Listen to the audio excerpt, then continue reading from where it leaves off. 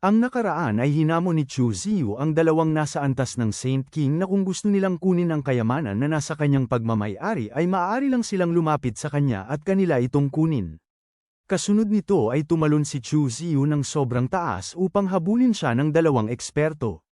Hindi naman nagsayang ng oras ang dalawang eksperto dahil mabilis din silang lumipad upang kanilang habulin ang ating bida para makuha ang kayamanan. Itong patriarka ng pamilyang Zhou ay masyado siyang natuwa, dahil sa wakas ginalit ng ating bida ang dalawang eksperto, maglaban-laban lang raw silang lahat at ang mas mabuti ay parehas silang lahat na mamatay. Makalipas ang ilang sandali ay nakarating na sila Chu Ziyu sa isang disyerto, dito ay napagpasyahan na ni Chu Ziyu na tumigil na sa kanyang pagtakbo para harapin ang dalawa. Inutusan pa ni Crying Snow ang ating bida na ibigay na lang raw sa kanila ang singsing, dahil baliwala lang naman ito kapag nasa kanya itong pagmamay-ari dahil hindi niya ito kayang kontrolin. Hindi naman nakinig si Chu Ziyu sa utos sa kanya ni Crying Snow, bagkus tahimik lang ito na naghahanda upang kalabanin ang dalawa. Ang dalawa na pinapanood ng ating bida ay nakaramdam sila ng kaba ng kanilang naramdaman ang napakalakas na domain suppression, ang kanila raw pakikipaglaban sa tao na ito ay nakapagpababa sa kanilang bilis ng 30%. Malamig na nagsalita sa kanila si Chu Ziyu na walang anumang bagay sa mundong ito na hindi niya kayang kontrolin. Siya raw na si Chu Ziyu ay ang kanilang maging kapalaran. Matapos banggitin ni Chu Ziyu ang mga salitang yon ay agad na niyang inatake si Smiling Forest ng suntok na ang Human Emperor Feast, hindi lang doon dahil inatake din ni Chu Ziyu si Crying Snow ng kanyang teknik na ang River Finger. Sa atake na yon ay hindi na nakaiwas si Crying Snow, kaya tuluyan ang pumasok sa kanyang kaisipan ang teknik ni Chu Ziyu na ang River Finger. Dahil dito ay napunta ang kaisipan ni Crying Snow sa isang lugar, at maririnig din na mayroong tumawag sa kanyang pangalan, nang paglingon ng kalbo na si Crying Snow ay nabigla siya ng kanyang nakita kung sino ang tao na tumawag sa kanyang pangalan. Doon ay humingi sa kanya ng patawad ang babae na kalbo dahil kung hindi lang raw niya pinayagan si Crying Snow na pumasok noon sa Vajrasen Temple, ay hindi sana siya umabot sa ganitong kalagayan, pinayuhan din niya si Crying Snow na walang hanggan ang Dharma, hanggat mayroon lang pagsisisi ay mayroon pang daan pabalik. Umiyak si Crying Snow dahil ang lahat raw ng bagay ay may sariling kapalaran, ni minsan ay hindi niya siya sinisisi, pero ang problema ay wala siyang daan upang makabalik ngayon. Sabay pinawalang bisa na ni Crying Snow ang teknik ng ating bida, at sa isang iglap ay muling bumalik ang kanyang kaisipan. Hindi naman makapaniwala si Chu Ziyu dahil ang tao raw na ito ay nagawang mapawalang bisa ang kanyang domain ng walang kahirap-hirap. Samantalang si Smiling Forest ay tumilapon sa ibaba nang siya ay tinamaan ng suntok ng ating bida, pero nabigla si Chu Ziyu dahil biglang lumikha si Crying Snow ng isang dambuhalang imahe ng gintong Buddha. Doon ay kinontrol ni Crying Snow ang gintong Buddha upang atakihin si Chu Ziyu. Sa isip-isip naman ng ating bida na pareho raw na nililinang ni Crying Snow ang Zen at Tantric Buddhism, hanggang sa sukdulang antas, at naabot ang perpektong kahusayan sa dalawa. Hindi na raw siya nagtataka na mas mataas ang kanyang ranggo kumpara kay Smiling Forest sa talaan ng mga Saint King ranking. Bilang tugon ay ginamit din ni Chu Ziyu ang kanyang sword intent at lumikha ng malaking espada. Doon ay walang alinlangan na ibinagsak ni Chu Ziyu ang kanyang sword intent sa Tantric Buddhism ni Crying Snow. Dahil dito ay nagkaroon ng malakas na pagsabog ng tumama ang sword intent ng ating bida sa gintong Buddha. Pero ang hindi inaasahan ni Chu Ziyu dahil walang kahirap-hirap lang na pinigilan ng gintong Buddha ang kanyang atake sa isa lang na kamay. Kasunod nito ay muling kinontrol ni Crying Snow ang Tantric Buddhism upang siya na naman ang maglunsad ng atake sa ating bida. Sa ginawang kilos ni Crying Snow ay napilitan na umatras si Chu Ziyu upang hindi siya matamaan ng malakas na atake ng gintong Buddha. Pero ang hindi alam ni Crying Snow dahil isa lang pala ito sa mga balak ni Chu Ziyu, upang makalikha siya ng isa pang anyo ng kanyang intent na isang malaking arrow. Doon ay wala nang sinayang na oras ang ating bida dahil agad niyang itinutok kay Crying Snow ang kanyang arrow. Wika pa ni Chu Ziyu kay Crying Snow na ang daw ng espada ay walang pinagkaiba ng daw ng kanyang pana, ang lahat ng daw ay babalik lang sa iisa at ang lahat ay susunod ayon sa kanyang mga kagustuhan. Ngayon ay iisang palaso lang ang kanyang gagamitin upang durugin niya silang lahat. Si Crying Snow ay hindi siya makapaniwala na kaya pala ng ating bida na lumikha ng isa pang anyo ng kanyang intent. Samantalang ang ating bida ay tuluyan na niyang pinakawalan ng pana papunta kay Crying Snow, at tawang-tawa pa ito dahil dito na raw siya mamamatay. Doon ay makikita na bumulusok ang dambuhalang pana ni Chu Ziyu papunta kay Crying Snow. Si Crying Snow na hindi maalis ang kanyang tingin sa pinakawalan na pana ni Chu Ziyu ay masyado siyang nagulat na kanyang natanong na kung anong uri raw ba na divine power ang taglay ng ating bida. Si Smiling Forest na nanunood sa ibaba ay maging siya ay hindi makapaniwala sa taglay na lakas ng kanilang nakaharap. Anong uri raw ba ito na halimaw?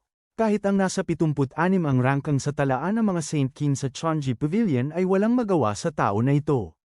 Sinubukan pa ni Crying Snow na harangan ng kanyang gintong Buddha ang palaso ni Chu Ziyu pero wala itong epekto dahil tumagos lang ito sa kamay ng gintong Buddha, dahilan upang tuluyan itong maglaho, at agad na dumiretso ang palaso ni Chu Ziyu kay Crying Snow na matagumpay itong tinamaan. Dahil dito ay halos hindi makagalaw si Smiling Forest na kanyang natanong na kung natalo raw ba si Crying Snow. Sabay dali-dali siyang nag-teleport sa likod ni Crying Snow upang tumulong. Sinaad pa sa kanya ni Crying Snow na kinakailangan na nilang tumakbo dahil hindi nila kayang talunin ang tao na kanilang nakaharap ng puwersahan, kapag siya ay makapag-recover ay iisip siya ng ibang method upang mas palakasin pa ang kanyang kapangyarihan. Ngunit pagtingin ni Smiling Forest sa ating bida ay masyado siyang nabigla dahil muli na namang naghahanda si Chu Ziyu ng kanyang pana upang patamaan silang dalawa ni Crying Snow. Natatawa pang sinabi sa kanila ni Chu Ziyu na kung hindi pa raw ba sila tatakbo. Dahil kung hindi ay kanya nang pakakawalan itong isa pa niyang palaso upang tapusin na ang kanilang mga buhay. Dahil dito ay agad binuksan ni Smiling Forest ang void upang makatakas na silang dalawa ni Crying Snow, sinigawan din niya ang ating bida na isa raw siyang baliw. Sa pagtakas ng dalawa ay hindi naman kumilos si Chu Ziyu upang kanya silang pigilan, bagkus kanya lang silang pinanood na papaalis. Wika pa ni Chu Ziyu sa dalawa na wala raw siyang pakialam kung sila ay aalis. Dahil sa ngayon ay palalagpasin muna niya ang kanilang mga buhay, siya raw na si Chu Ziyu ay isang mabait na tao at ang pinakaayaw niya sa lahat ay ang pumatay ng tao. Tiningnan din ni Chu Ziyu ang kanyang kamao dahil malaki raw ang kanyang napala sa pakikipaglaban sa dalawa, sa ngayon ay kinakailangan muna niyang bumalik sa inn at doon mag-cultivate para makapagsanay upang kanyang maunawaan ang kanyang mga natutunan. At ang singsing raw na kanyang nakuha ay kinakailangan din niya itong suriin ng mabuti. Nang tuluyan ang nakaalis si Chu Ziyu sa lugar ay mayroong dalawang void ang bigla na lang lumitaw.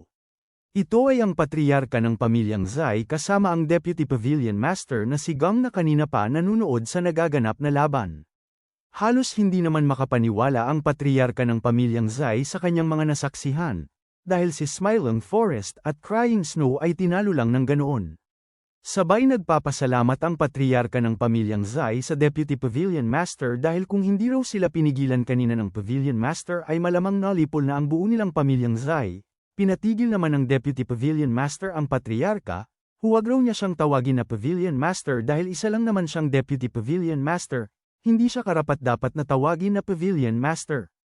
Wika din ng patriarka ng pamilyang Zai sa Deputy Pavilion Master na nakakalungkot lang raw na ang nag-iisa niyang anak ay hindi na niya maipagiganti ang kanyang pagkamatay, hinawakan lang naman ng Deputy Pavilion Master ang kanyang balikat, nakiramay raw siya sa kapatid na Zai, pero ang mas pinakamahalaga ngayon ay ligtas siya at buhay. Sa kinaroroonan naman ni Chu Ziyu, dito ay makikita siya na tahimik na nakaupo sa loob ng kanyang silid, mapapansin din sa kanyang mukha na malalim ang kanyang iniisip. Doon ay tiningnan ni Chu Ziyu ang singsing na kanyang nakuha, napansin niya na ang singsing ay mayroong ulo ng tao at mayroong katawan ng ahas, kahawig raw ito ng paglalarawan kay Zhu Jiuyin doon sa Classic of Mountain and Sea, marahil raw ba kaya na may kaugnayan ito kay Zhu Jiuyin. Nag-anunsyo naman ng system sa ating bida na kanya raw na-detektang impormasyon ng kayamanan, nakita niya sa kayamanan na ito ay Zulong Ring, isang immortal artifact.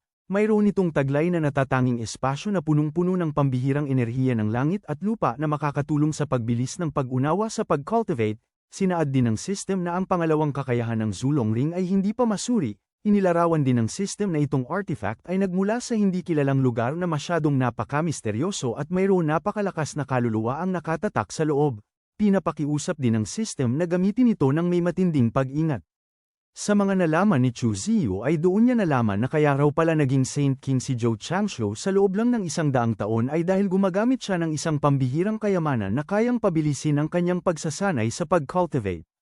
Pero ayon raw sa abiso ng system galing sa Old Six ay mayroong isang napakalakas na kaluluwa ang nakatatak sa loob nito, kaya ang ibig sabihin maaari nitong maging banta sa kanya, Sa palagay niya ay mukhang maging interesante ang lahat. Doon ay tumingin si Chu Ziyu sa labas ng bintana ng kanyang silid, at nakita niya sa kalangitan ang dalawang maliwanag na buwan na pinapanood ng maraming tao. Maririnig din ng isang bata na nagtanong na masyado raw maraming tao ngayon. Sumagot ang ama ng bata na siyempre dahil tuwing ika-15 ng buwan sa kalendaryong lunar ay nagtitipon ng lahat upang panuorin ang star shower, sino ba namang tao ang hindi maghahangad na baka makatsamba ng isang napakalaking pagkakataon tulad sa nangyari sa patriarka ng pamilyang Zhou. Si Chu Ziyu na nakikinig sa pag-uusap ng mag-ama ay kanyang nasabi sa sarili na ang hindi lang raw nila alam na ang patriarka ng pamilyang Zhou ay matagal nang tumakas, at tuluyang iniwan ang kanilang mansyon at ni isang tao ay wala nang natira. Nag-uusap din ng ibang tao na kanilang pinag-usapan ang malaking nangyari sa pamilyang Zhou, mayroon raw nakatapat ang pamilyang Zhou ng isang mabagsik na kalaban, kanilang nakatapat ang isang malupit na tao na nagngangalang Chu Ziyu, sa pangyayari na iyon ay napilitang tumakas ang buong pamilyang Zhou. Pero ang hindi nila alam sa kanila palang likod ay tahimik lang na nakikinig ang ating bida sa lahat nilang pinag-usapan. Ngunit nabigla si Chu Ziyu dahil lumapit sa kanya ang lalaki na nakakita sa kanya noong nakaraan kung paano niya tinuruan ng leksyon ang patriarka ng pamilyang Zhou, at ito ay nagbigay ng paggalang sa ating bida. Pinakilala din niya ang kanyang sarili na siya raw ay si Junior Ye Hangqi, kanya raw binabati si Senior Chu. Sa pagpapakilala ni Ye Hangqi ay nalaman naman ni Chu Ziyu na ang tao na ito ay nanggaling sa ancient Ye family. Wika pa ni Ye Hangqi na siya raw na si Ye Hangqi ay madalas na ginagabayan ng kanilang elder Ye Huangwu, at madalas din na nabanggit sa kanya ng elder ang patungkol kay Senior Chu, kaya sa una pa lang niyang kita sa senior ay agad na niya siyang nakilala sa unang tingin. Pero tinanong lang siya ng ating bida na kung mayroon raw ba siyang alak. Agad naman na ibinigay ni Ye Hangqi sa ating bida ang alak na kanyang pagmamay-ari, tanggapin raw ng senior itong alak. Nang kinuha na ni Chu Ziyu ang alak ay agad niya itong tinikman kung maganda ba ang lasa. Tinanong din ni Chu Ziyu si Ye Hangqi na magsalita lang raw ito kung ano ang kinakailangan niya sa kanya. Ayon naman ni Ye Hangqi na malapit nang magbukas ang Huangtian Tower, gusto raw ba ng senior na pumunta doon. Pero inis na sumagot sa kanya si Chu Ziyu na kung pumunta man siya doon o hindi ay ano naman ang pakialam niya. Malamig na inilinaw ni Ye Hangqi kay Chu Ziyu na kung alam na raw ba ng senior na nagbago na ang patakaran doon sa Huangtian Tower sa pagkakataon na ito. Dapat raw na malaman ng senior na mayroong dalawang Huangtian Tower, ang isa ay nasa Central Plains ng lahi ng tao, at ang isa naman ay nasa teritoryo ng Demon Barbarian race. Noong nakaraan sa tuwing nagbubukas ang Huangtian Tower ay kanya-kanya lang ang lahat, pero iba na ngayon, dahil magkakakonekta na ang dalawang Huangtian Tower. Kaya ang ibig na sabihin ay haharap ng direkta ang mga tao at ang Demon Barbarian sa isa't isa at maglalaban. Habang ininom ni Chu Ziyu ang alak ay kanyang iniisip na bakit ang dalawang Huangtian Tower ay naging konektado. Kung ganito raw ang kaso ay tiyak magkakaharap sa loob ng Huangtian Tower ang mga cultivator mula sa tatlong lahi, at dahil hindi talaga maaayos ang alitan ng tatlong lahi ay siguradong maraming matinding sagupaan ang mangyayari. Matapos magpaliwanag si Ye Hangqi ay nagpasalamat ang ating bida sa kanya dahil sa paalala, ayon naman ni Ye Hangqi na ikinalugod raw niyang makatulong sa senior. Nakangiti din na nagtanong si Chu Ziyu kay Ye Hangqi na kaya lang raw ba siya lumapit sa kanya ay upang sabihin ang mga ito. Paliwanag ni Ye Hangqi na hindi raw niya balak na ilihim ang mga ito sa senior, at bukod pa doon ay papasok din si Elder Ye Huangwu doon sa Huangtian Tower sa pagkakataon na ito. At diretsahan din ang ugali ng elder kaya marami din siyang nakaalitan sa loob ng kanilang angkan, kung mapahamak man siya doon ay baka walang tutulong sa kanya, kaya naglakas loob na siya na lumapit sa senior na hilingin na protektahan si Elder Ye Huangwu kung maaari. Sa hiling ni Ye Hangqi sa ating bida ay tinanggap naman ito ni Chu Ziyu, kanya raw po protektahan si Ye Huangwu kapag hindi lang ito nakakaabala sa kanya. Makalipas ang ilang sandali ay makikita sa kalangitan na nagbigay na ng hudyat na nagsisimula na ang star shower. Napansin naman ito ng maraming tao kaya lubos silang humanga dahil magsisimula na raw ang star shower. Makikita din si Chu Ziyu at si Ye Hangqi na kanilang pinanood ang pagsisimula ng star shower. Ngunit nabigla si Chu Ziyu dahil mayroon siyang nakitang kakaiba sa itaas, kaya natanong niya sa kanyang sarili na kung ano naman raw ang bagay na yun. Ang kanina na maraming nahuhulog na mga star shower ay napalitan ito ng puro kadiliman. Napansin din ni Chu Ziyu si Ye Hangqi sa kanyang tabi ay lubos na humanga, kabaliktaran sa kanyang reaksyon. Maging ang ibang mga cultivator ay parehas silang lahat na manghang-mangha sa kanilang nasaksihan na tila ba hindi nila napansin ang kadiliman na bumabalot sa kalangitan. Kaya nasabi ni Chu Ziyu sa kanyang sarili na nakakakilabot raw ang eksena na ito, siya lang raw ba ang nakakita ng lahat. Tiningnan din ni Chu Ziyu ang pendant na kanyang suot dahil minsan sinabi sa kanya ni Lin Chaoqiao na mayroon din daw nakita na katulad nito ang kanyang ama nung natagpuan niya itong Black Skull pendant. Isang sulyap pa lang raw niya sa kanyang nasaksihan ay sapat na para mabigla ang kanyang divine soul, muntik na raw siyang mamatay kanina. Natanong din ni Chu Ziyu sa kanyang sarili na kung ano raw ba ang pinagkaiba niya sa ibang mga tao. Ang una ay galing siya sa hinaharap at hindi siya kabilang sa panahon na ito, at ang pangalawa ay kanyang nililinang ang pagbalik sa iisang Dao na hindi nakatali sa Heavenly Dao. Ang sa kanya raw ay sumusunod lang siya sa sarili niyang landas. Malamang na hindi ang unang posibilidad ang dahilan. Ang ibig sabihin nito ay ito ang epekto ng pagbalik sa iisang Dao. Ito ang nagbibigay sa kanya ng kakayahang makita ang tunay na anyo ng mga bagay at hindi madaling malinlang sa kagandahan ng ilusyon. Naging seryoso din si Chu Ziyu dahil napansin niya na parang mayroong papalapit na isang nilalang. At nanlaki ang kanyang mga mata nang malinaw niyang nakita kung anong nilalang ang kanyang nakita. Iyon ay walang iba kung hindi isang kaluluwa na kahintulad noong nakalaban niya si Tian Nu. Dahil dito ay halos hindi makagalaw si Chu Ziyu na hindi makapaniwala sa kanyang mga nasaksihan, dahil sa kabila ng kagandahang nakikita ng ibang mga tao ay kabaliktaran nito sa totoong nangyari. Mapapansin din na tumingin sa ating bida ang kaluluwa. Kaya nasabi na lang ni Chu Ziyu sa kanyang sarili habang hindi maalis ang kanyang tingin sa kaluluwa na sinusubukan raw ng nilalang na ito na tumawag sa hangganan dahil napansin itong kaluluwa na kanya siyang nakita. Dahil dito ay naging seryoso ang tingin ni Chu Ziyu sa kaluluwa, kinakailangan raw niya itong pigilan. Hindi na nga nagsayang ng oras si Chu Ziyu kundi lumipad na siya upang puntahan ang nakita niya na nilalang na hindi nakikita ng mga pangkaraniwan na cultivator. Kasunod nito ay pinakawalan ni Chu Ziyu ang kanyang enerhiya papunta sa mga tao upang hindi sila makalapit sa Huangtian Tower. Ang mga tao ay natigil sa kanilang paglapit sa Huangtian Tower na masyadong nabigla dahil hindi sila makagalaw. Sinabi din ng isang cultivator sa iba niyang mga kasama na pakiramdam niya na parang hinihila sila papunta sa ibaba. Nagalit din ng ibang mga cultivator dahil batid nila na mayroong isang mahalagang kayamanan na lumitaw sa Huangtian Tower at gusto itong kunin ng isang eksperto kaya pinigilan sila ng eksperto na makaakyat sa tower. Kaya ibinuhos na ng mga cultivator ang kanilang buong lakas para makaakyat sa Huangtian Tower. Kahit hindi raw nila makuha ang kayamanan ay ang makita lang ito ay sapat na para sa kanila. Nang napansin ni Chu Ziyu na sinubukan pa rin na umakyat sa Huangtian Tower ang maraming mga cultivator ay naging seryoso ang tingin niya dito, naghahanap raw ba ang mga tao na ito ng kanilang kamatayan. Kaya hindi na nagdadalawang isip ang ating bida na atakihin ang mga cultivator na papaakyat sa Huangtian Tower. At nang tumama ang atake ni Chu Ziyu sa maraming mga cultivator ay sabay-sabay silang lahat na tumilapon pabalik sa ibaba ng tore. Ang ibang mga cultivator na hindi tinamaan ay kanilang nakilala kung sino ang eksperto ang umatake sa kanila. Ang tao raw na ito ay walang iba kung hindi si Chu Ziyu. At ang labis nilang ikinagulat dahil winasak ni Chu Ziyu ang Huangtian Tower. Kitang-kita na sa isa lang na suntok ng ating bida ay agad itong nawasak.